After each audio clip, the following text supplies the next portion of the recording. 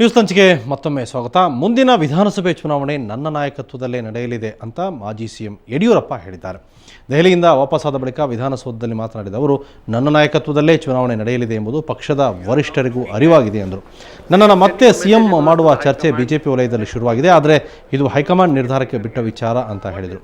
ವಿಧಾನ ಪರಿಷತ್ ಚುನಾವಣೆಯಲ್ಲಿ ಸಿಎಂ ಸದಾನಂದ ಗೌಡರನ್ನು ಗೆಲ್ಲಿಸೋದೇ ತಮ್ಮ ಮುಂದಿನ ಗುರಿ ಅಂತ ಅವರು ಸ್ಪಷ್ಟಪಡಿಸಿದರು. ಗುರಿ 22ನೇ ತಾರೀಕು ದೊಡ್ಡ ಅಂತರದಲ್ಲಿ ಸದಾನಂದ ಗೌಡರನ್ನು MLC ಮಾಡೋದು. ಮುಖ್ಯಮಂತ್ರಿ ಆಗುತ್ತಾರೆ ಇಲ್ಲ ಬಿಡ್ತಾರೆ, ಇವೆಲ್ಲ ಚರ್ಚೆಗಳು ನಡೀತಾನೆ ಇದೆ. ಸೂಕ್ತವಾದ ಕಾಲದಲ್ಲಿ ಹೈಕಮಾಂಡ್ ಸೂಕ್ತವಾದ ನಿರ್ಧಾರವನ್ನು ತಗೊಳ್ತಾರೆ. ಇದ್ರ ಬಗ್ಗೆ ಮಾತಾಡೋಣ. ನಮ್ಮ ಪ್ರತಿನಿಧಿ ಜಯಪ್ರಕಾಶ್ ನಮ್ಮ ಜೊತೆ ಸಂಪರ್ಕಿಸಿದ್ದಾರೆ. ಜಯಪ್ರಕಾಶ್, ಯಡಿಯೂರಪ್ಪನವರು ಬಹಳ ಉಲ್ಲಾಸಿತರಾಗಿ ಕಂಡ್ರು. ಹಾಗಾದರೆ ಹೈಕಮಾಂಡಿಂದ ಏನಾದ್ರೂ ಪಾಸಿಟಿವ್ ಸಿಗ್ನಲ್ ಸಿಕ್ಕಿರ್ಬೋದಾ? ಆ ರೀತಿ ಸದ್ಯಕ್ಕಲ್ಲದಿದ್ರು ಮುಂದಿನ ದಿನಗಳಲ್ಲಿ ಅವರಿಗೊಂದು ಪಾಸಿಟಿವ್ ಆಗಿ ರೆಸ್ಪಾನ್ಸ್ ಸಿಗುವಂತಹ ಸಾಧ್ಯತೆಗಳಿದೆ. ಅವರೊಂದು ನೇರವಾಗಿ ಒಂದು ವಿಚಾರವನ್ನು ಹೇಳಿದಾಗಿ ಕಂಡು ಬರ್ತಾ ಇದೆ. ಏನಂತಂದ್ರೆ, ರಾಜ್ಯಾಧ್ಯಕ್ಷ ಸ್ಥಾನ ಕೊಡುವ ಮಟ್ಟಿಗೆ ಹೈಕಮಾಂಡ್ ಬಂದಿದ್ರು ಅದು ಬೇಡ, ಮುಖ್ಯಮಂತ್ರಿ ಸ್ಥಾನಕ್ಕೆ ಬೇಕು ಅನ್ನೋದು ಒಂದು ಪಟ್ಟನ್ನು ಹಿಡಿದಿದ್ದಾರೆ ಅನ್ನುವಂಥದ್ದು. 17 ಸಂಸದರ ಮೂಲಕ ಅವರು ಒತ್ತಡ ಹೇರುವುದಕ್ಕೆ ಸಫಲ ಕೂಡ ಆಗಿದ್ದಾರೆ. ಹಾಗಾಗಿ ಹೈಕಮಾಂಡ್ ನಿರ್ಧಾರ ಇರೋದೇನು ಅಂತಂದ್ರೆ, ಒಂದು ವೇಳೆ ಅವರಿಗೆ ರಾಜ್ಯಾಧ್ಯಕ್ಷ ಸ್ಥಾನ ಕೊಟ್ಟು ಇಡೀ ರಾಜ್ಯವನ್ನ ಸುತ್ತು ಹಾಗೆ ಹೇಳುವುದು, ಆ ಮೂಲಕ ಪಕ್ಷ ಸಂಘಟನೆಯನ್ನ ಬಲಪಡಿಸುವುದು. ಆದ್ರೆ ಅದಕ್ಕೆ ಯಡಿಯೂರಪ್ಪನವರು ಒಪ್ತಾ ಇಲ್ಲ. ಅವರು ಮುಖ್ಯಮಂತ್ರಿ ಪಟ್ಟದ ಬಗ್ಗೆನೇ ಆಸೆ ಇಟ್ಟಿದ್ದಾರೆ. 2 ತಿಂಗಳ ನಂತರ ಏನೇನು ಆಗ್ಬಹುದು ಅನ್ನುವಂಥದ್ದು. ಮತ್ತೊಂದು ಬಹಳ ಪ್ರಮುಖ ವಿಚಾರ ಏನಂತಂದ್ರೆ, ಮೊನ್ನೆ 16ನೇ ತಾರೀಕು ಅಂದ್ರೆ 14ನೇ ತಾರೀಕಿನಿಂದ ಧನುರ್ಮಾಸ ಏನು ಶುರುವಾಗಿತ್ತು. ಮುಂದಿನ ಜನವರಿ 14ರ ತನಕ ಯಾವುದೇ ರೀತಿಯ ಒಂದು ಅಧಿಕಾರವನ್ನ ಪಡೆಯುವುದರ ಬಗ್ಗೆ ಅವರು ಉತ್ಸುಕರಾಗಿಲ್ಲ. ಅದರ ನಂತರ ಎಲ್ಲವೂ ಮುಂದುವರಿಯಲಿದೆ ಅನ್ನುವಂಥದ್ದು. ಅವರು ಹೇಳಿದ ಬಹಳ ಪ್ರಮುಖ ವಿಚಾರ, ಮುಂದಿನ ಚುನಾವಣೆ ನನ್ನ ನಾಯಕತ್ವದಲ್ಲಿ ನಡೆಯುತ್ತೆ ಅನ್ನುವಂಥದ್ದು. ಹಾಗೇನೆ 22ನೇ ತಾರೀಕಿನ ನಡೆಯುವಂತಹ ವಿಧಾನ ಪರಿಷತ್ ಚುನಾವಣೆಯಲ್ಲಿ ಸದಾನಂದ ಗೌಡರು ಗೆಲ್ಲಿಸಬೇಕು ಅನ್ನುವಂಥದ್ದು. ಹಾಗೇನೆ ಸಿಎಂ ಆಗುವ ಪ್ರಕ್ರಿಯೆ ಅಂತೂ ಶುರುವಾಗಿದೆ, ಈ ಹೇಳಿಕೆಗಳನ್ನು ನೀಡಿದ್ದಾರೆ. ಹಾಗೇನೆ ಶರದ್ ಪವಾರ್ ಅವರಿಗೆ ಹಾಯ್ ಅನ್ನೋದನ್ನು ಮಾತ್ರ ಹೇಳಿದ್ದಾರೆ, ಅದಕ್ಕಿಂತ ಹೆಚ್ಚಾಗಿ ಏನು ಆಗಿಲ್ಲ ಅನ್ನುವಂಥದ್ದು. ಯಾವುದೋ ಒಂದು ಗೂಢಾರ್ಥ ಇದರಲ್ಲಿ ಕಂಡು ಬರ್ತಾ ಇದೆ. ಯಾಕಂತಂದ್ರೆ, ಸದ್ಯಕ್ಕೆ ಅಲ್ಲದಿದ್ರು 1-2 ತಿಂಗಳ ನಂತರವಾದ್ರೂ ಮತ್ತೆ ಸಿಎಂ ಪಟ್ಟದಲ್ಲಿ ಕೂರ್ಲೇಬೇಕು ಅನ್ನುವಂತ ಕೂರ್ತಿ ಅನ್ನುವಂತ ಒಂದು ಆತ್ಮವಿಶ್ವಾಸ ಅವರ ಇವತ್ತಿನ ಒಂದು ಬಿಹೇವಿಯರ್ ಅಲ್ಲಿ ಕಾಣ್ತಿತ್ತು. ಅಮಿತ್, ಓಕೆ, ಧನ್ಯವಾದ ಜಯಪ್ರಕಾಶ್. ಇನ್ನು ಬೆಳಗಾವಿ ಮಹಾನಗರ ಪಾಲಿಕೆಯನ್ನ ಸೂಪರ್ ಸೀಡ್ ಮಾಡಿರೋ ಹಿನ್ನೆಲೆಯಲ್ಲಿ MES ಮತ್ತು ಇವತ್ತು ಕೊಲ್ಲಾಪುರ ಬಂದ್ಗೆ ಕರೆ ನೀಡಿದೆ. ಹೀಗಾಗಿ ಮಹಾರಾಷ್ಟ್ರದಿಂದ ಕೊಲ್ಲಾಪುರಕ್ಕೆ ತೆರಳುವ ಬಸ್ಗಳು ಗಡಿಭಾಗದ ನಿಪ್ಪಾಣಿಯಲ್ಲೇ ನಿಲುಗಡೆಯಾಗಿವೆ. ಇದರಿಂದ ಗಡಿಭಾಗದಲ್ಲಿ ಸಂಚಾರ ಅಸ್ತವ್ಯಸ್ತಗೊಂಡಿದ್ದು ಪ್ರಯಾಣಿಕರು ಪರದಾಡುವಂತಾಗಿದೆ. ಇನ್ನು ಶಿವಸೇನೆಯ ಮುಖವಾಣಿ ಸಾಮನಾ ಪತ್ರಿಕೆಯಲ್ಲಿ ಕರ್ನಾಟಕ ಸರ್ಕಾರ ಹಾಗೂ ಕೇಂದ್ರ ಸರ್ಕಾರದ ವಿರುದ್ಧ ಬಾಳಾ ಠಾಕ್ರೆ ಹರಿಹಾಯ್ದಿದ್ದಾರೆ. ಕರ್ನಾಟಕದ ಪೊಲೀಸರು ಮರಾಠಿಗರ ಮೇಲೆ ದಬ್ಬಾಳಿಕೆ ಮಾಡ್ತಿದ್ದು ಮದಗಜ್ಜದಂತೆ ವೈಮನಸ್ಸು ತೀರಿಸಿಕೊಳ್ತಾ ಇದ್ದಾರೆ. ಅದನ್ನು ಅಡಗಿಸಲು ಶಿವಸೇನೆಯ ಮುದಿ ವ್ಯಾಘ್ರದ ರೂಪದಲ್ಲಿ ದಾಳಿ ನಡೆಸ್ತಾ ಇದೆ ಅನ್ನೋದನ್ನು ಬಿಂಬಿಸುವಂತೆ ವ್ಯಂಗ್ಯಚಿತ್ರವನ್ನು ಸಾಮ್ನಾದಲ್ಲಿ ಪ್ರಕಟಿಸಲಾಗಿದೆ. ಒಟ್ಟಾರೆ ಬೆಳಗಾವಿ ಪಾಲಿಕೆ ಸೂಪರ್ ಸೀಡ್ ಮಾಡುತ್ತಿದ್ದಂತೆ ಗಡಿ ಭಾಗದಲ್ಲಿ ಶಾಂತಿ ಕದಡಲು MES ಹಾಗೂ ಶಿವಸೇನೆ ಈಗಾಗಲೇ ಆರಂಭ ಮಾಡಿವೆ. ಆದರೆ ನಿಪ್ಪಾಣಿ ಸೇರಿದಂತೆ ಎಲ್ಲೆಡೆ ಕನ್ನಡಿಗರು ಶಾಂತಿಯಿಂದ ವರ್ತಿಸ್ತಾ ಇದ್ದಾರೆ.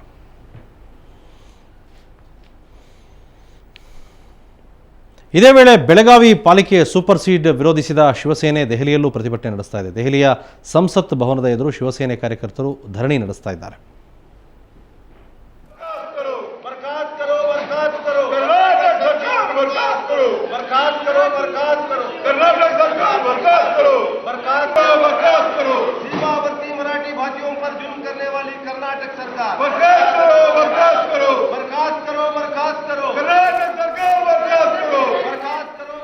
ಬೆಳಗಾವಿ ಪಾಲಿಕೆ ಸೂಪರ್ ಸೀಡ್ ಮಾಡಿದ ರಾಜ್ಯ ಸರ್ಕಾರದ ನಿರ್ಧಾರವನ್ನು ಸಂಸತ್ತಿನ ಒಳಗೂ ಹೊರಗೂ ಬೆಂಬಲಿಸುವುದಾಗಿ ಸಂಸದ ಅನಂತಕುಮಾರ್ ಹೇಳಿದ್ದಾರೆ. ದೆಹಲಿಯಲ್ಲಿ ಮಾತನಾಡಿದ ಅವರು, ಬಿಜೆಪಿ ಸಂಸದರೆಲ್ಲರೂ ಒಂದಾಗಿದ್ದು ಸೂಪರ್ ಸೀಡ್ ನಿರ್ಧಾರ ಖಂಡಿಸಿ ಪ್ರತಿಭಟನೆ ನಡೆಸ್ತಾ ಇರುವ ಶಿವಸೇನೆಯ ಧೋರಣೆಯನ್ನು ಸದನದಲ್ಲಿ ಖಂಡಿಸುವುದಾಗಿ ಹೇಳಿದ್ದಾರೆ.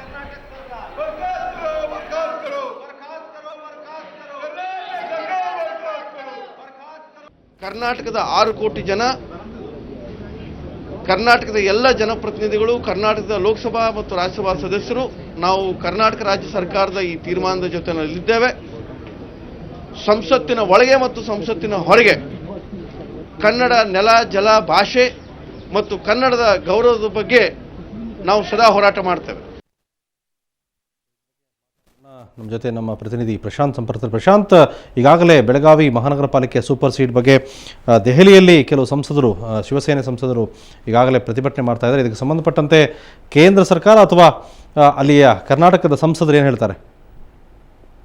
ಕರ್ನಾಟಕದ ಸಂಸದರು ಮಹಾರಾಷ್ಟ್ರದ ಶಿವಸೇನೆ ಸಂಸದರು ಪ್ರಶ್ನೋತ್ತರ ವೇಳೆಯಲ್ಲಿ ಪ್ರತಿಭಟನೆಯನ್ನ ನಡೆಸ್ತಾ ಇದ್ರು. ಆಗ ಕರ್ನಾಟಕದ ಸಂಸದರು ಕೂಡ ಮೊದಲನೇ ಸಾಲಿಗೆ ಬಂದು ಮಹಾರಾಷ್ಟ್ರ ಸಂಸದರ ವಿರುದ್ಧ ಮತ್ತು ಕರ್ನಾಟಕ ಸರ್ಕಾರ ತೆಗೆದುಕೊಂಡಿರ್ತಕ್ಕಂಥ ಕ್ರಮ ಸರಿಯಾಗಿದೆ ಅಂತಕ್ಕಂಥ ರೀತಿಯಲ್ಲಿ ಏರು ಧ್ವನಿಯಲ್ಲಿ ಮಾತನಾಡತೊಡಗಿದ್ರು. ಆಗ ಸಭಾಧ್ಯಕ್ಷರ ಸ್ಥಾನದಲ್ಲಿದ್ದ ಕವಿಯ ಮುಂಡ ಪ್ರಶ್ನೋತ್ತರ ಅವಧಿಯನ್ನ ಮುಂದೂಡಿದ್ರು. ಆದ್ರೆ ಹೊರಗಡೆ ಬಂದು ಮಹಾರಾಷ್ಟ್ರದ ಸಂಸದರು ಮತ್ತೆ ಪ್ರತಿಭಟನೆಯನ್ನು ನಡೆಸತೊಡಗಿದ್ರು. ಅದರಲ್ಲಿ ಶಿವಸೇನೆ ಸಂಸದ ಚಂದ್ರಕಾಂತ್ ಖೈರೆ ಮತ್ತು ಅನಂತ್ ಗೀತೆ ಇದ್ರು.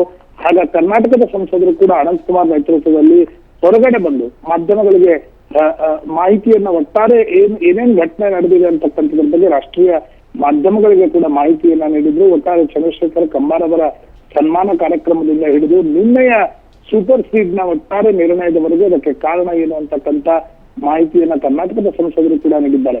ಈ ಹಂತದಲ್ಲಿ ಕೇಂದ್ರ ಸರ್ಕಾರದ ಪರವಾಗಿ ಯಾವುದೇ ರೀತಿಯಾಗಿರ್ತಕ್ಕಂಥ ಮಧ್ಯಪ್ರವೇಶ ಇಲ್ಲ ಅಂತಕ್ಕಂಥದನ್ನ ಈಗಾಗಲೇ ಕೇಂದ್ರ ಗೃಹ ಇಲಾಖೆ ಸುಪ್ರೀಂ ಕೋರ್ಟ್ಗೂ ಕೂಡ ಕಳೆದ 6 ತಿಂಗಳ ಹಿಂದೆಯೇ ಅಫಿಡವಿಟ್ ಅನ್ನು ಸಲ್ಲಿಸಿತ್ತು. ಇವತ್ತು ಕೂಡ ಯಾವುದೇ ರೀತಿಯಾಗಿರ್ತಕ್ಕಂಥ ಹೇಳಿಕೆಗಳು ಬಂದಿಲ್ಲ. ಆದ್ರೆ ಮಹಾರಾಷ್ಟ್ರದ ಶಿವಸೇನಾ ಸಂಸದರ ಪ್ರತಿಯಾಗಿ ಕರ್ನಾಟಕದ ಸಂಸದರು ಕೂಡ ಒಟ್ಟಾಗಿ ಅವರಿಗೆ ಪ್ರತಿರೋಧವನ್ನು ವ್ಯಕ್ತಪಡಿಸಿದ್ದಾರೆ.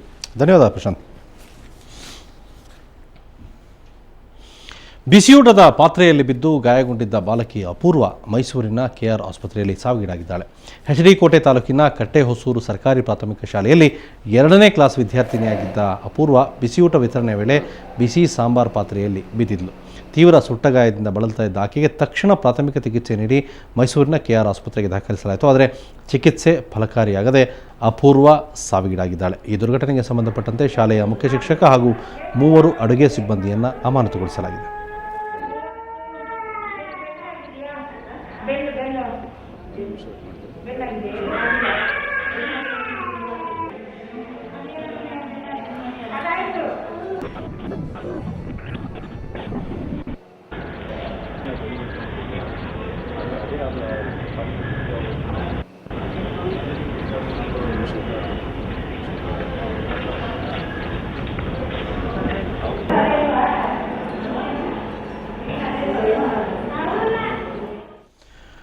ಬಿಜೆಪಿ ಮುಖಂಡ ಯೋಜನಾ ಆಯೋಗದ ಉಪಾಧ್ಯಕ್ಷ ರಾಮಚಂದ್ರೇಗೌಡ ಅವರ ಶ್ರವಣ ಸಾಧನ ಖರೀದಿಗೆ 5 ಲಕ್ಷ ರೂಪಾಯಿ ನೀಡಿದ ಕ್ರಮವನ್ನು ವಿಧಾನಸಭೆಯಲ್ಲಿಂದು ಚರ್ಚೆಗೆ ಗ್ರಾಸಾಯಿತು. ಬಳಿಕ ಪೂರಕ ಅಂದಾಜುಗಳ ಮೇಲಿನ ಚರ್ಚೆಯಲ್ಲಿ ಮಾತನಾಡಿದ ಪ್ರತಿಪಕ್ಷ ನಾಯಕ ಸಿದ್ದರಾಮಯ್ಯ ಸರ್ಕಾರದ ವಿರುದ್ಧ ವಾಗ್ದಾಳಿ ನಡೆಸಿದರು.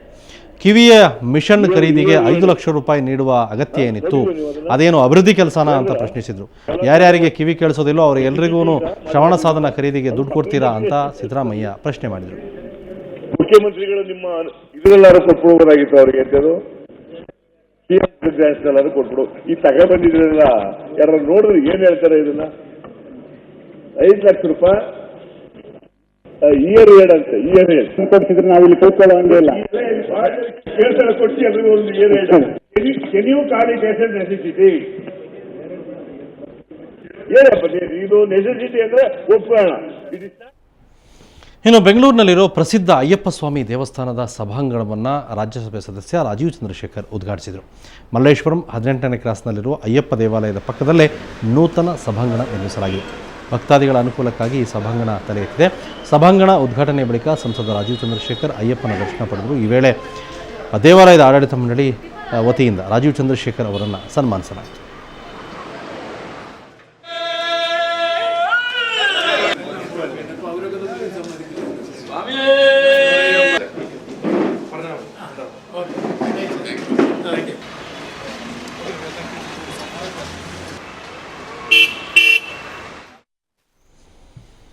ಇನ್ನು ಸುವರ್ಣ ನ್ಯೂಸ್ನಲ್ಲಿ ಪ್ರಸಾರವಾಗುವ ವರದಿಗಳು, ವಿಶೇಷ ಕಾರ್ಯಕ್ರಮಗಳ ಬಗ್ಗೆ ನಿಮ್ಮ ಅನಿಸಿಕೆ ಅಭಿಪ್ರಾಯನ ನಮ್ಮ ಜೊತೆ ಹಂಚಿಕೋಬಹುದು. ಸುವರ್ಣ ನ್ಯೂಸ್ feedback@suvarnnews.in ಅನ್ನೋ ಇಮೇಲ್ಗೆ ತಮ್ಮ ಅಭಿಪ್ರಾಯಗಳನ್ನು ತಿಳಿಸಿ. ಇದಿಷ್ಟು ಇವತ್ತಿನ ನ್ಯೂಸ್ ಲಂಚ್. ನಾಳೆ ಮತ್ತೆ ಇನ್ನಷ್ಟು ಸುದ್ದಿಗಳೊಂದಿಗೆ ಭೇಟಿಯಾಗ್ತೀನಿ. ಕ್ಷಣ ಕ್ಷಣದ ಸುದ್ದಿಗಾಗಿ ನೋಡ್ತಾ ಇರಿ ಸುವರ್ಣ ನ್ಯೂಸ್ 24/7.